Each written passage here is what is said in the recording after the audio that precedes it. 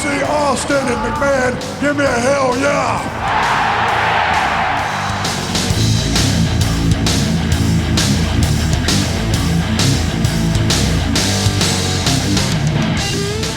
Well, first of all, fuck Monday Night Raw, because the most entertaining things that have been going on in pro wrestling within the past week have been podcasts. CM Punk and Vince McMahon are the talk of the town. Both of them had very, very revealing podcast interviews this week. CM Punk, of course, being on his good buddy Colt Cabana's podcast the day before Thanksgiving, and Vince McMahon, immediately following this past Monday Night Raw on the WWE Network, was on Stone Cold Steve Austin's podcast, and both of them, I gotta say, were fantastic listens.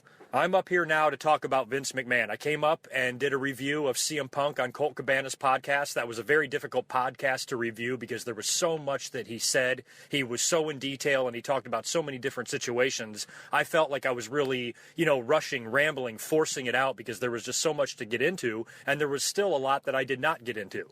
But now that days have passed and all of that is really soaked in and we can all really sit back and look at what CM Punk told us, it's pretty fucking amazing. And like I said, the feedback on his interview was mixed. Some people thought he sounded bitter and upset and pissy and moody. Others thought that he did a wonderful job. And according to the backstage reports and the online reports, there's a lot of people, and I can imagine this is true, that are very, very happy, regardless of what you think of CM Punk, that are very happy that he brought to light some of these issues that some of these guys might be too afraid to bring up. And it's kind of funny how you think about CM Punk and his character back in the day, how he said, he wants to change things. And then, when he wasn't going to re-sign with the WWE in 2011, somebody told him, hey, you can't change things from sitting on your couch. And that might have been what he actually just did. Because by revealing all of this backstage corrupt turmoil that goes on in the WWE, this might force the WWE to change how they do certain things, especially if this has opened up a lot of their eyes and a lot of the talent is happy. That's the word on the street anyway, that a lot of the talent is happy that someone out there, CM Punk being the guy, since he has no ties to WWE anymore and he doesn't give a fuck anyway, what's stopping him from exposing some of the problems that are going on back there? So I think CM Punk might have done a lot of good for a lot of the talent by saying some of the things that he said. Now, he was not perfect in his podcast, like I tried to point out. I tried to be as objective as possible and tried to point out some of his flaws or inconsistencies or some things that he said, and I thought to myself, come on, you're overreacting. I think you're seeing it differently than the WWE sees it, or you don't need to be that way, or, maybe your facts are mixed up or whatever. There was definitely some instances in that as well, but overall, the interview I thought was very eye-opening, and I thought it was awesome for CM Punk and for somebody, like I mentioned, when I reviewed his podcast, I thought it was awesome that somebody finally has the balls to stand up and say, fuck you, and CM Punk had the balls to do that while he was still working there. Now that he's not, he's just continuing on that same grumpy-ass attitude. The WWE might have fucked with the wrong guy, and jerked the wrong person around too much, because CM Punk is this fucking rebellious asshole. He really let the world know what a fucked up environment it is in the WWE and how it can really drive you to insanity if you work there. And I think Punk should be praised for that. Now, on the other hand, you got Vince McMahon coming on Stone Cold Steve Austin's podcast on the WWE Network, and I was saying to myself, there's no way this thing can be nearly as good as CM Punk's podcast, because CM Punk, he was balls wide open. He could have said anything he wanted. Nothing was off limits. No language was off limits. Here, you got a completely different situation. The number one problem is that this podcast is on the WWE Network, and I have so much respect for Stone Cold Steve Austin, not only as a performer that he was in the ring, for the icon that he is. I think the most over guy in the history of the business, and that includes Hulk Hogan. Nobody got the pops that Stone Cold got. I have an undying respect for that man. And now when I watch what he does in his podcast, you know what? He is entertaining as shit. I absolutely love listening to him with his guests talk about the business, especially some of the old-timers. I loved when he had JR on there, and they just talked about the old days and stuff. And a lot of his guests that they've had, Bischoff was even entertaining. I really think that Austin has a knack for this podcast shit, and he does very well. So I didn't want to slam Stone Cold and say, oh, this interview with Vince McMahon is going to suck. I should have known better. I should have known that Stone Cold, even though he's going to be on the WWE Network, even though he might protect protect Vince McMahon a little bit. He cannot completely sell out here because, that's not going to look good on him just to be, a sellout WWE guy coming on their network and lobbing these softball questions up for Vince McMahon. He knows that it has to be a little bit of both. And since I'm waiting a full day to do my review of this, I've heard what a lot of people have told me on Facebook, on Twitter. A lot of people think that Stone Cold took it easy on Vince McMahon.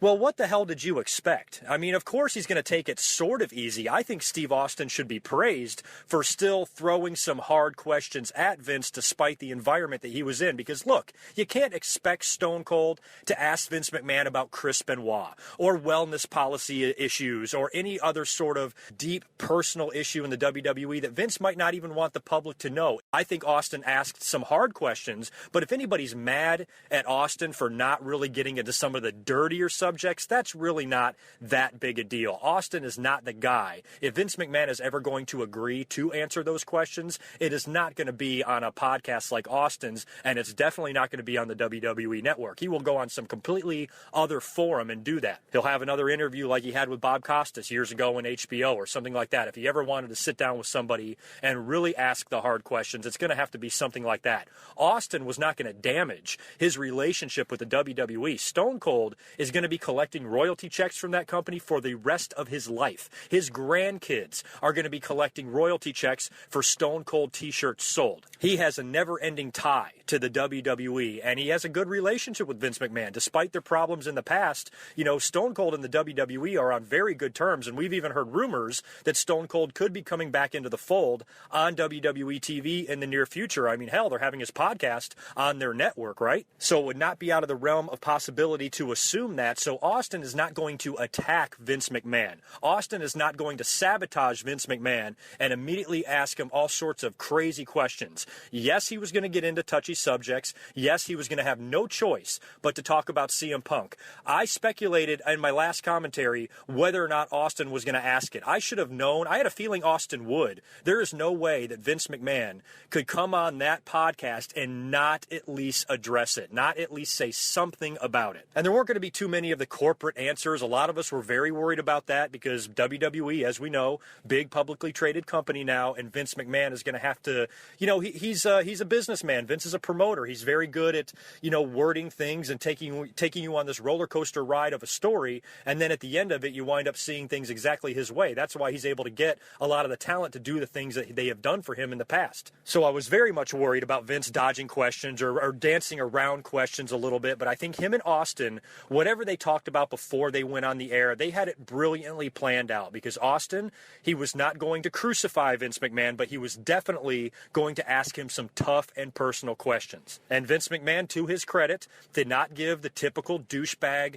corporate answer because at the end of the day, too, Vince McMahon is still Vince McMahon. He's a rebellious son of a bitch, too, and he does not like to be told what to do, regardless of whether or not his company is publicly traded or not. So he's not going to go out there, and give pussy answers. That's for his corporate minions to do. Vince McMahon is Vince McMahon. We've seen him do some pretty outlandish things on WWE TV and off of WWE TV. So I think it's crazy to think that Vince is going to be some corporate douchebag. He's never been that way before, and he certainly wasn't that way on this podcast. And Vince, I think, did a good job. Like I said, it wasn't perfect, and as a matter of fact, we're going to get into everything they talked about here. But I still think that Austin asked enough hard questions to where Austin's podcast, as far as being legit, remained credible, and the interview was credible. It wasn't completely kayfabe. They didn't talk about anything storyline-wise. Vince McMahon was Vince McMahon. He was not the Mr. McMahon character on this podcast. He was Vincent Kennedy McMahon, owner of the WWE, and that's the way he did the interview throughout the whole thing. So I must say, the interview far exceeded my expectations, especially after what we heard from CM Punk and all of the shit that he laid on us. You were thinking to yourself, how could Vince McMahon even come close to touching that interview? And I think Punk's was still better, but Vince McMahon and Austin did an awesome job. Now, what was cool is when they opened up, Austin wasted no motherfucking time at all. He goes, "Welcome to the Steve Austin Show.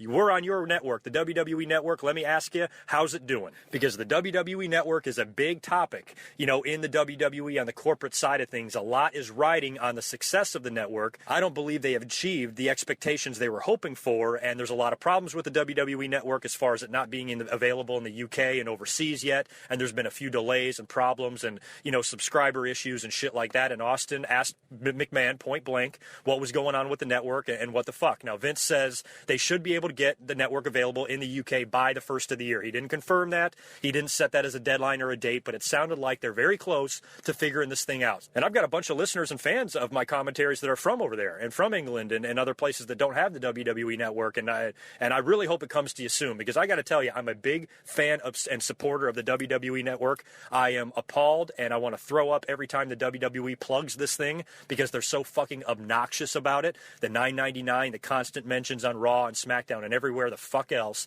they do not shut the fuck up about the WWE Network. But with all that being said, it's a fantastic value. The shit that you get on there, whether it be the pay-per-views or the exclusive shows or just the luxury of having it, being able to watch your pay-per-views on your phone and on your iPad and on your computer and wherever the fuck you are, is incredibly convenient, and it's incredibly cheap. And on top of that, I want the WWE Network to succeed. As wrestling fans, we all should want it to succeed, because this is the new pay-per-view format now. You can bitch and complain about the network all you want and all the potential problems with it, but at the end of the day, our pay-per-views are now free. You get that? Free. We used to pay $70 a pop for some of these motherfuckers, and now they're free, provided that we're a WWE Network subscriber. So Vince addressed the network issues, but this was one of the instances where he did have his corporate answers, because he was, very highly optimistic, of course. He was trying to tout the network's success when we all know it's not as successful as what they wanted. But he still tried to BS his way around it a little bit, and he tried to make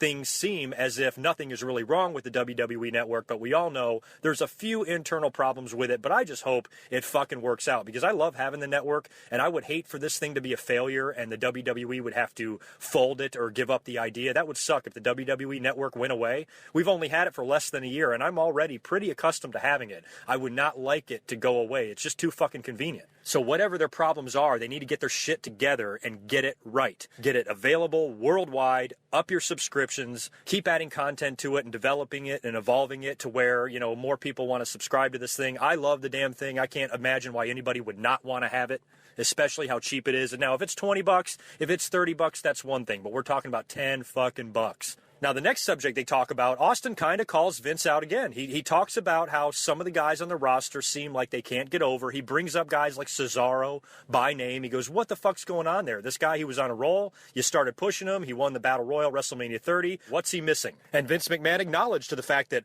I'm not sure what he's missing. He's just missing something. And Austin is basically, I think, trying to challenge Vince McMahon's, philosophy on why a guy is not getting over or not getting pushed. And Vince is still trying to make it sound like it's always the way wrestling has been. Well, he's just missing something. He's lacking something. And then Austin says, well, hey, didn't you always say that wrestlers, in order to get over, they have to have their true personalities come out. They have to go out on a limb. They have to take a chance. They have to really put themselves out there in order to get over. And Vince McMahon is like, of course they do. He goes, well, everything's so goddamn scripted. Guys aren't allowed the freedom to do that anymore. And then if they try to challenge a writer or a script or something like that, they can get their shit sabotaged and their push halted because the writers don't want to write anything for them. He mentioned to Vince McMahon how, there's a perception that guys walk around on eggshells and they don't want to piss anybody off. What is your response to that, Vince? And Vince goes, well, don't piss anybody off. Terrible response, Vince. You're not answering the question. There's a problem back there. You got a whole locker room of guys that are terrified of their fucking position because at any day they can be released because of what the corporate structure is telling the WWE to do. Hey, you need to cut costs? You better release this guy. Back in 1997, WWE didn't have that mentality. Sure, they would want to cut costs where they could because money was pretty tight back then, but, they weren't just releasing guys left and right. They were actually trying to write things for them. If they didn't have anything for them, they tried to make something for them. I think in the New Age Outlaws, Billy Gunn and Road Dogg Jesse James, they weren't doing shit with those two guys. If it was 2014 and budget cuts were announced from the top of the ladder and you got to cut some talent, those are two of the guys that would be cut. And so everybody's freaked out. Nobody can get over anymore, and I think it's just a very, very tense atmosphere backstage. Austin even told McMahon that. He goes, there was much more shenanigans back in my day, much more laughter, much more ribbing, much more camaraderie. Now it's like, it's more of a tenser mood backstage, and that's things that I've heard myself personally, that people have been back there. It's just not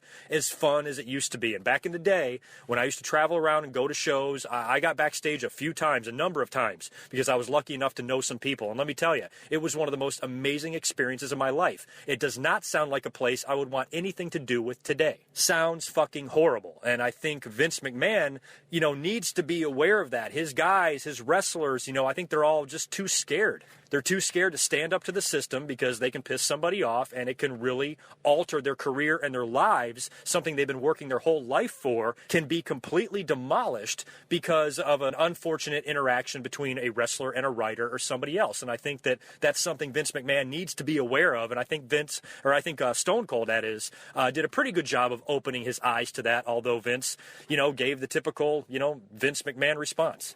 They told a lot of early stories, too, which, although a lot of these stories we've heard, I never get tired of hearing them. I love hearing about stories of Vince McMahon Sr. and some of the things he did and some of the guys he's worked with and for and things like that. And I love that Vince talked about his dad a little bit. Now, he did tell the story of how he got into the business, how he was an announcer when, when the announcer held up Vince's dad for money, and he goes, fine, get the fuck out of here. Son, you're the new announcer now, and that's kind of how Vince got his start. They talked a lot about that and rehashed some of that. Stone Cold did bring up Shane McMahon, speaking of Vince's family. He goes, well, what about Shane? He mentioned some incident where he pushed Vince in a pool one day, and he goes, hey, how is Shane doing? What's he up to? And why did he not stay in the WWE? And Vince kind of gives the story on that. Nothing we really didn't know. I don't think Shane was forced out. A lot of people would perceive that, Stephanie married Triple H and that left Shane out in the dark. I don't think so. I think Vince McMahon, I'm sure, as a father, knew that most likely one day Stephanie was going to be married. It's not like that wasn't going to happen. So if Shane wanted to stay in the business, I'm sure that he could have, and it always sounded to me like it was kind of his decision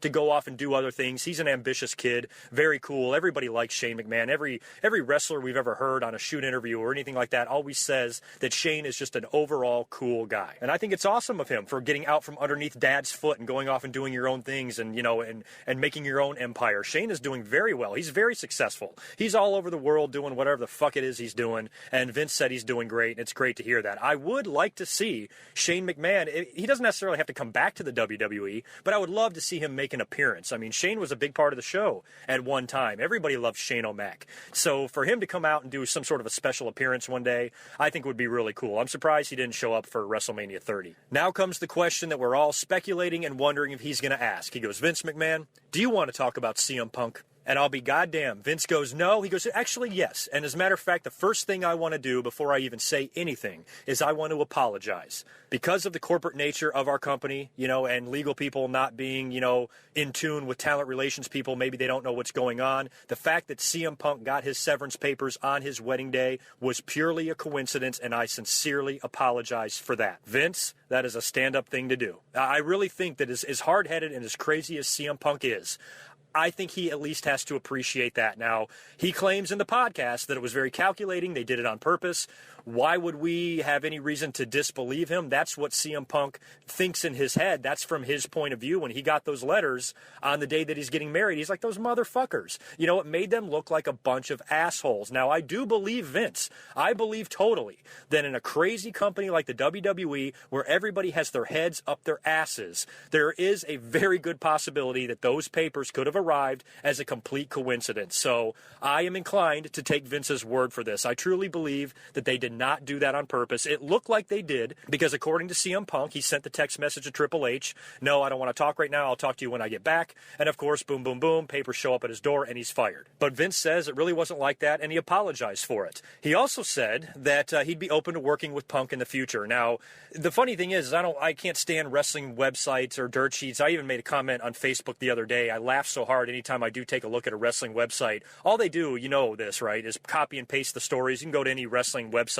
They all have the same shit written up there. But what cracks me up is they leave in all the fucking spelling and grammatical errors. They don't even proofread the shit before they put it up there. makes them look like fucking idiots. But some of that misspelled rambling that I was reading about the backstage reaction to CM Punk's interview was saying that Vince McMahon, while upset about what he said, was not so furious that, you know, he wanted to kill CM Punk, where Triple H, I think, legitimately does want to kill CM Punk.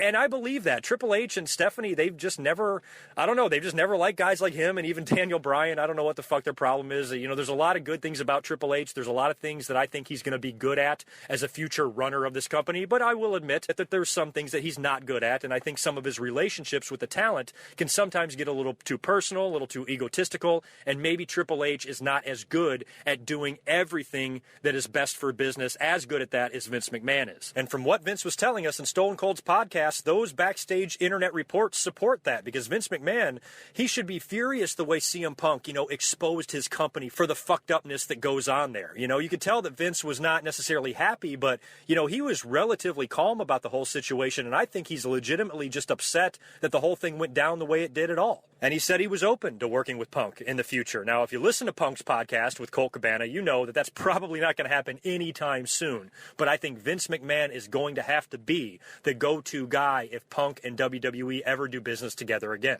Because Stephanie and Triple H, I don't think give a shit. They probably hate the motherfucker, don't want him back at all. You know, hearing Vince on this podcast and talking about CM Punk will make me feel a little bit good, just to see that he's not holding that big of a grudge against CM Punk. I'm sure he's not pleased, but at the same time, you know, he understands that sometimes talent gets frustrated, and maybe, just maybe, one day, you know, we could actually see him back in the WWE. And the fact that he apologized for firing him on his wedding day, I thought was a stand-up thing to do. And as a fan of CM Punk, I appreciate him doing that for sure. Now, unfortunately, they don't get too deep into this. Vince McMahon says that he did not listen to the podcast, but he kind of heard what CM Punk said, so he's aware of everything for sure. And I don't know if it's entirely true that Vince McMahon did not hear it. I'm sure his people just told him or whatever. He's probably telling the truth. But Vince definitely knows what CM Punk said. And Austin and McMahon were kind of comparing the Punk situation to Austin's situation, because, of course, we all know Austin walked out in the middle of a show as well, because he was disgruntled about the creative direction and things like that. Now, it was two completely different sets of circumstances, but still, it was the perception that your ball was taken home and you went home. So I think Stone Cold can relate. And he brings up Jim Ross. And he says, you know, Jim Ross was the one that kind of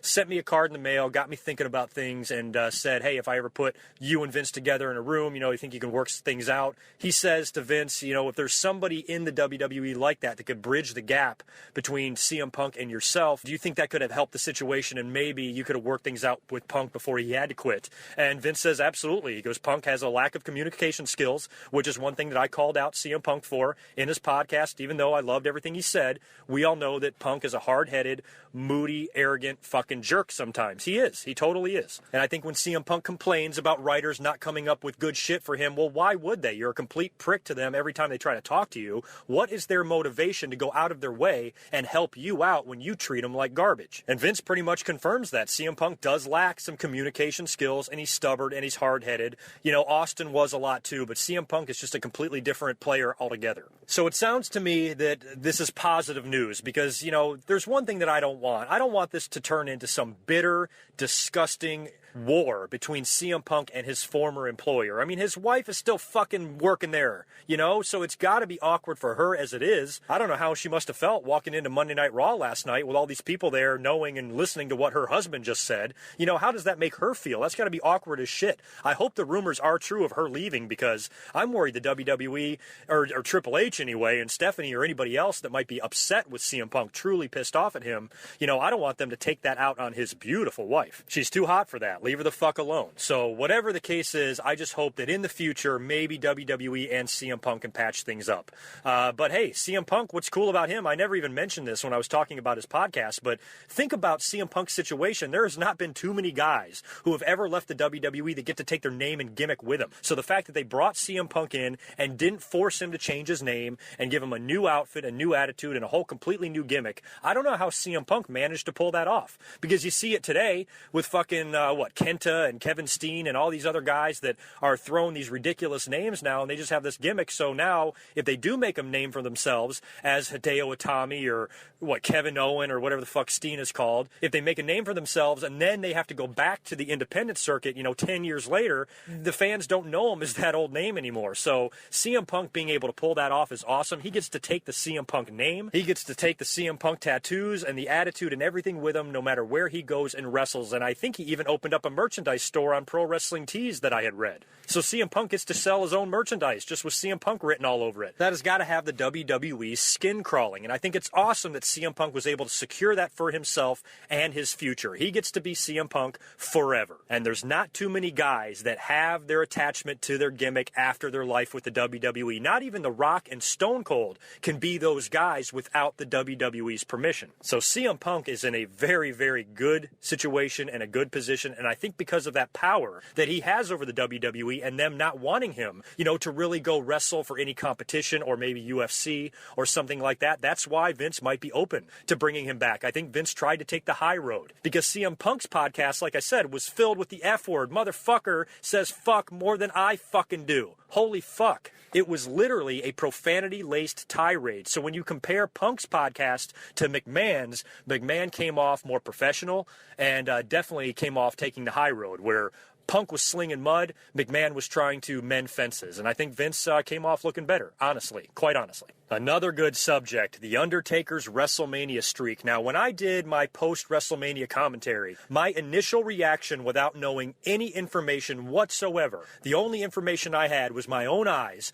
viewing Brock Lesnar pinning The Undertaker's shoulders to the mat. I said to myself, there is no way that finish would have happened without The Undertaker's okay. It had to have been him that wanted the streak to end. A lot of people disagreed with me and said, no, the WWE fucked him over. Well, as it turned out, as the reports would come out, it was really a little bit of both. And Vince McMahon confirmed that it was, in fact, Vince McMahon's idea to end the streak. I am of the belief that the streak should have never ended ever. To me, it was so sacred. It was one of the saddest moments I can ever remember in wrestling. Still, honestly, hey, I love Brock. I love the way he was launched. I love the shock that the ending of the streak gave all of us as fans. That kid, that big black guy with the bug eyes in the front row, when that 3 count went down, that will be tattooed on our brains forever, because that paints a perfect illustration of what exactly we were all thinking when it happened. And it was one of the most shocking things that I have ever seen happen. But it was still one of the saddest things that has ever happened. I felt like my dog died. I think Stone Cold Steve Austin felt the same way. Apparently, he was in the truck with Kevin Dunn watching the match, drinking a beer. And he said when he saw the finish happen, he damn near shit himself. And so he asked Vince McMahon who, why, what, when, what was the decision, when was it made, why did you decide to end the streak when you did? And Vince McMahon, of course, dances around it a little bit at first. Oh, The Undertaker, Mark Calloway, very unselfish, wants to give back to the business, knew that the streak had to end, and that's when Austin was like, you mean to tell me that Undertaker was going to serve himself up for Brock Lesnar? It was his idea, and that's where Vince confirmed it. He goes, no, it was my idea. He made it sound as if the streak was going to end one day. He was talking about how timing was everything. Now, if the streak was going to end anyway, then I'm 100% fine with it ending the way it did, because it was still a hell of a memorable moment. And I'm a big Brock Lesnar fan, and Brock is, Vince said he's pretty much the only guy on the roster that was believable enough that could actually end the streak. I'm surprised he didn't bring up John Cena. But he said Brock Lesnar on the roster at the time was the best guy to end the streak, and I can kind of agree with that. A lot of people say, no, GoodMicWork, are you fucking nuts? What about Bray Wyatt or Dean Ambrose or a young guy or whatever? Yeah, they all need to be pushed and launched, and I hope they have great careers. But they're too young in the business to end the streak. You don't know if it's going to work out with them. So if the streak was going to end in some year anyway, then fine. He can lose to Brock, whatever. I thought it was a great moment. I wish that it was never the plan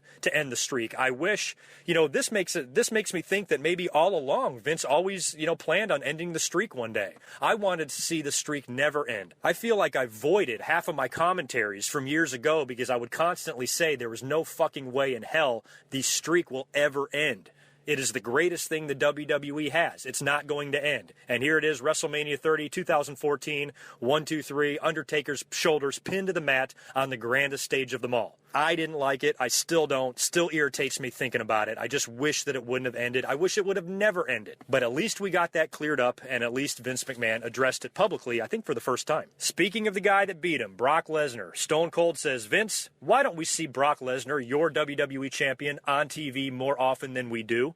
And Vince's answer is something that I kind of agree with, and it's something that I've mentioned on my commentaries before. Vince says, hey, Brock Lesnar is a special attraction. Now, I've always said the same thing. The business moves too fucking fast. You have too many hours of fresh, new content per week. It is very easy to get burnt out on guys, and we would not enjoy seeing Brock Lesnar as much as we do if we saw him all the time. But on the other side of that coin, if you're going to put the belt on him, then you need to see him a little bit more often. I'm fine with Brock Lesnar staying off of television for months at a time. My problem is Brock Lesnar, as WWE champion, has not defended the title since September and rightfully should be stripped. They somehow let their WWE champion sit at home for this long. I thought at the very least Brock would work pay-per-views. I didn't even mind Brock missing October, as long as he at least worked Survivor Series and Rumble. And here it is, Survivor Series. He didn't work that pay-per-view either. And now after what we saw on Monday Night Raw, John Cena will be facing Seth Rollins with John Cena's #1 contendership on the line. And the winner of that will now face Brock Lesnar, I guess most likely at the Royal Rumble. So Brock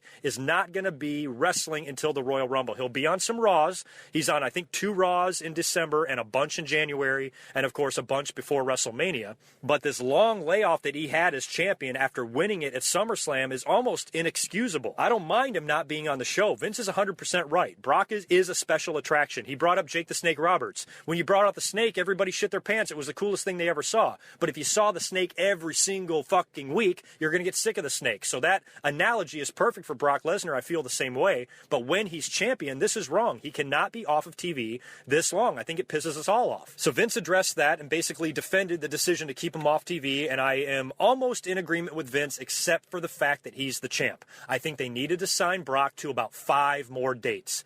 If he could have worked Survivor Series, if he could have made an appearance on a Monday Night Raw or 2 between Night of Champions and right now, I think that could have been enough to satisfy the fans' need to see the WWE champion on the show and at least maybe take some of the heat off of Brock. Now, I think this is probably going to tie in to him dropping the title eventually at WrestleMania 31, especially if he's not re-signed and could be heading back to UFC or MMA or something like that. And if Brock is going to leave the WWE again, they need to tie some of this in. You lazy motherfucker, you sit at home with our belt, you don't come to the show. We're here every week working hard, busting our ass. I'm going to challenge you for that title and take you down. I can kind of see that might be the direction they're going. We'll have to wait on that. But, Vince says, this is what you have to do with Brock. And I agree, but I disagree. I think Brock needs to be around a little bit more than what he is, but still at the same time be that special attraction that Vince McMahon is talking about.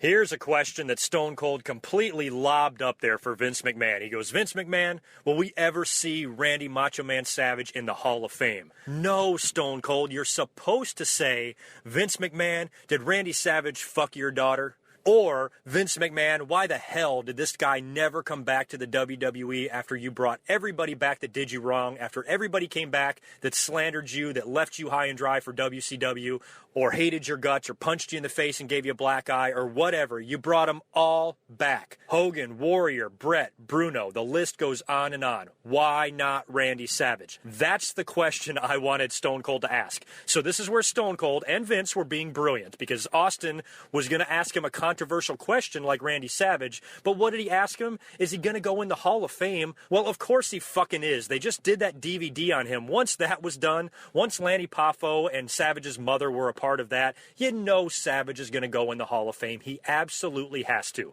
So that was a bullshit question. We know that if it doesn't happen this year, it will happen someday. That's pretty much a guarantee now that they've at least mended fences with the family and were able to release the documentary and the DVD and all of that. So the Hall of Fame is a given. What we want to know is, what is the story?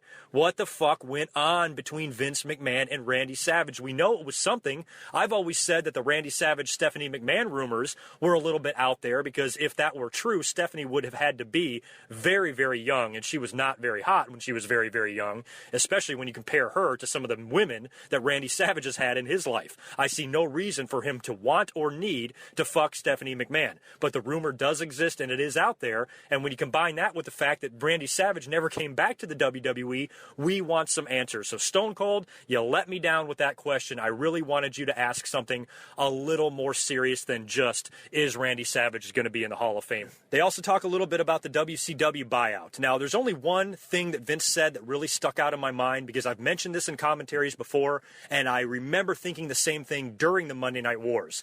You think about how intense it was. You think about when you tune into Monday Night Raw or Monday Nitro and the crowd and the energy, and you're flipping back and forth, and between The Rock and Stone Cold and DX and the NWO and Goldberg, you had some very, very over angles, wrestlers, storylines, and the product was fucking white lightning, nuclear fucking hot. And what Vince has said is something that just rang in my ears, because I've said the same thing. He's so right about this. When you look back to the buyout, Austin says, Vince, was it our intention to put them out of business? And I've always said that it wasn't. WCW was the one that started this fight. Eric Bischoff and Ted Turner were the ones hell-bent on putting Vince McMahon out of business. Vince didn't care about putting WCW out of business. He was just trying to run his company. So they were basically forced. They realized that it was going to be a fight to the death, and only one company can survive, and it was going to be the WWE. And Vince said it was just a matter, when you look at what both companies were doing and how hard they were going and how hard they were pushing, it was going to be a matter of who burned out first.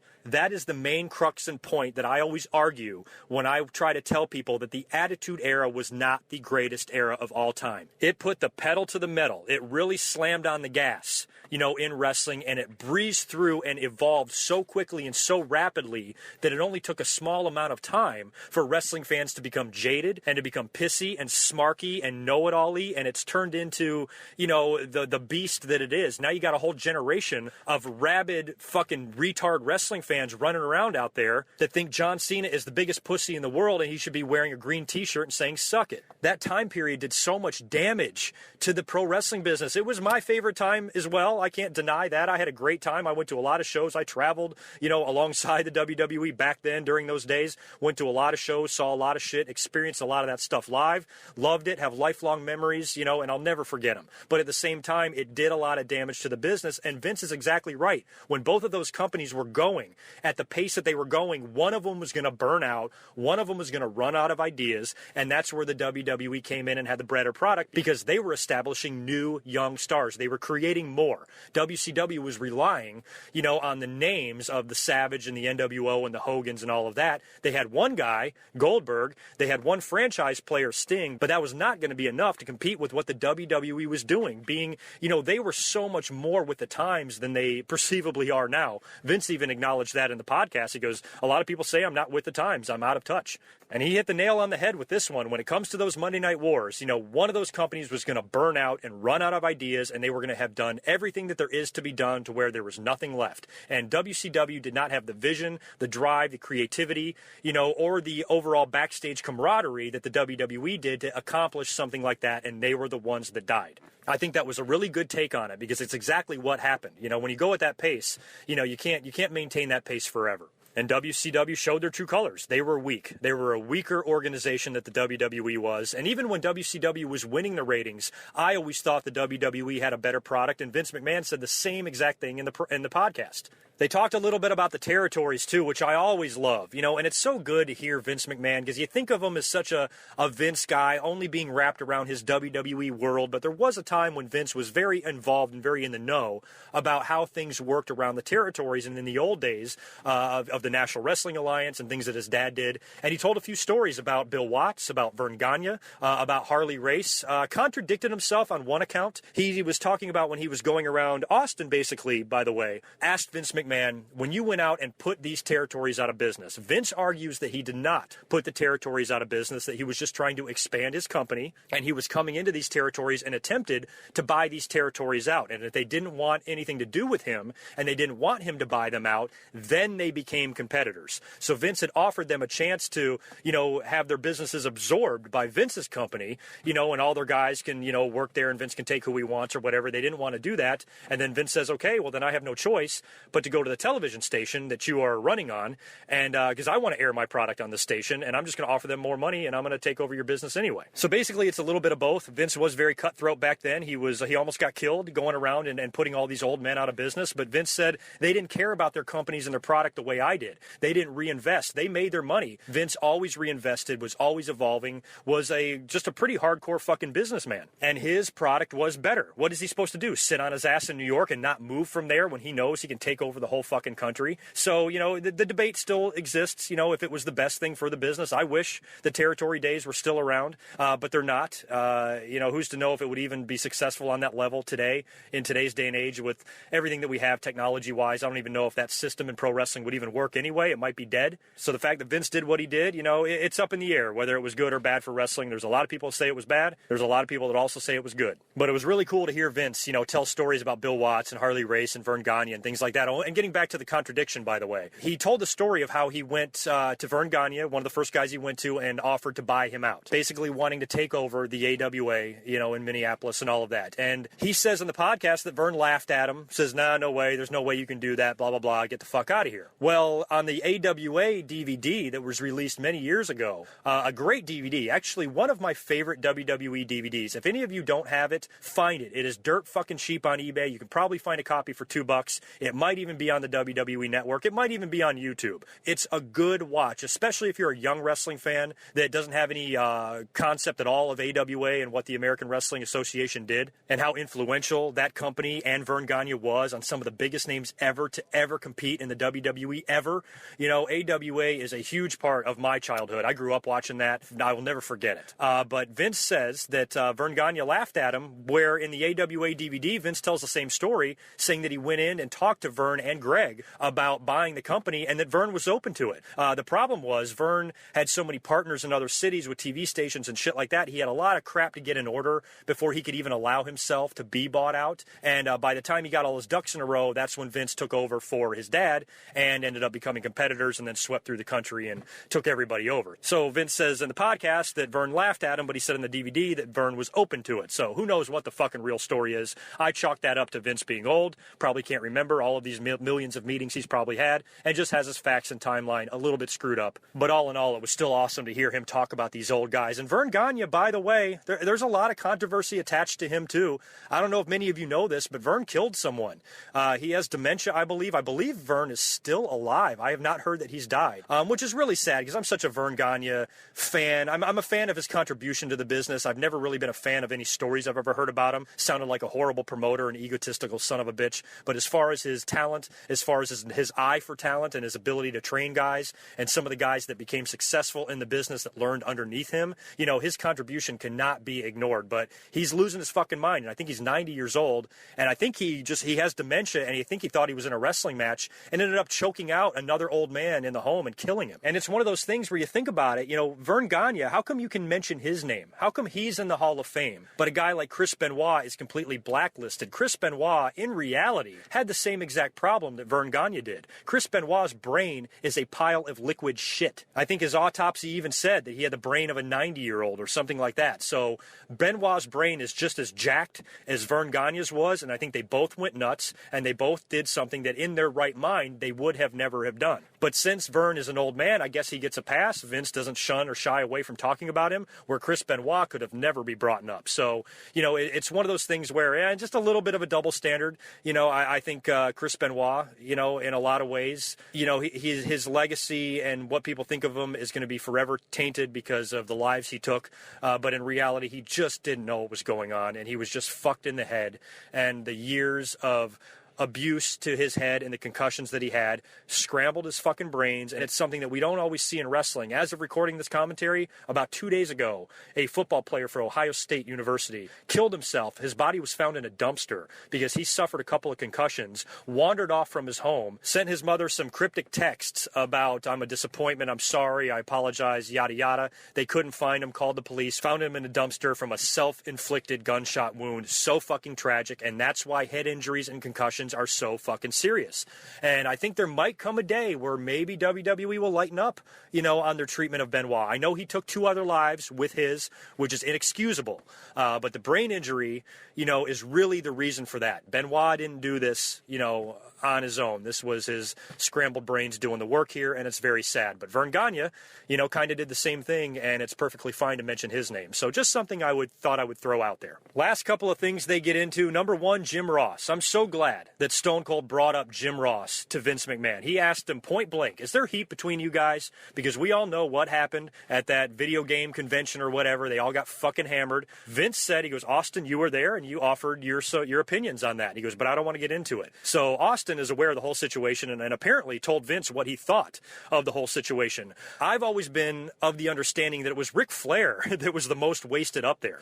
Jim Ross, I think, definitely was drinking. It's no secret that Jim Ross does drink. He enjoys having cocktails. He's been known to drink from time to time, but I don't think he's a drunk fucking idiot. So I don't know why Flair is exempt from any disciplinary action. They brought him back into the company right after this, and they fired Jim Ross. So Austin basically says, Vince, Jim Ross is probably one of the most knowledgeable guys ever in the business. He is the greatest wrestling announcer in the history of wrestling. He is the voice of wrestling. Why in the fuck would you fire him, kind of thing? So Vince gives a lot of the same answers that he did with CM Punk, and he acknowledges that JR did act unprofessionally, but also said it was JR's eventual dream to go back to Oklahoma and live his life and work on his barbecue sauce and do his podcast and shit like that. So if he's working for the WWE in Connecticut, that's not possible. But he really wasn't doing too much with the WWE at that point anyway, just some appearances here or there. But they actually completely severed ties with him after whatever the hell transpired that night at that convention or that press conference. It was enough for them to sever ties with JR. But he's still in with the company. He was sitting there right in the front row with Austin at the Hall of Fame. He was at WrestleMania 30, I believe, and involved in all of that. So WWE keeps him close, but we know he's going to go call that show in Japan involving Jeff Jarrett's promotion. Global Force Wrestling's teaming up with, New Japan or something like that, so he's going to call that. I don't think that's happened yet anyway. If it has, you guys let me know or somebody send me the video, but apparently that's in the works, and he's going to be doing that soon. And I appreciated Stone Cold sticking up for his friend there, because he asked Vince about it, and he goes, what gives? He's the greatest guy fucking ever. Why in the world did he get fired like that, and is there heat, and why is there heat? So Vince claims that there's not any heat anyway. I'm sure WWE wasn't pleased with whatever went down, but their logic is so ass backwards, because Flair and other guys were a part of this too. Jim Ross took the fall almost, and it just seemed odd. So we don't know the whole story. I don't even know the whole story.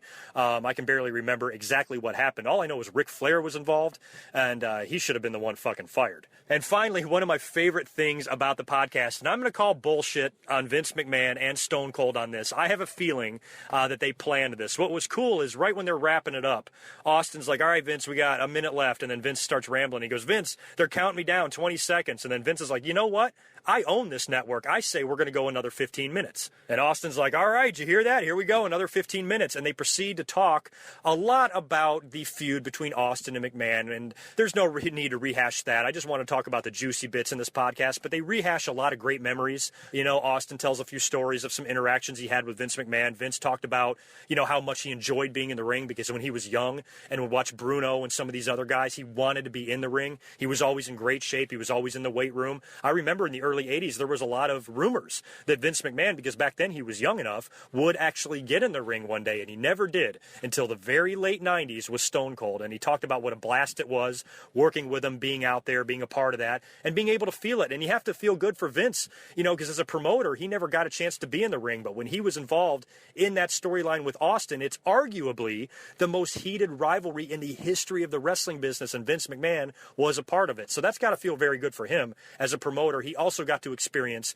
what it's like to be not only a wrestler, but an over wrestler, a very over character, because every time he went out there and worked any sort of a match, especially with Austin, the crowd was going apeshit. So I had a good time listening to them, kind of talk about some of those old stories. Overall, like I said, it was a great podcast. I got to give credit to Stone Cold Steve Austin for keeping it as real as possible. Yes, he was on the WWE's network. Yes, he was on Vince McMahon's network, but Vince was also on Stone Cold's show. So Austin made himself look really good and did not make him look like he took it easy on Vince or threw him too many softballs or acted like a pussy.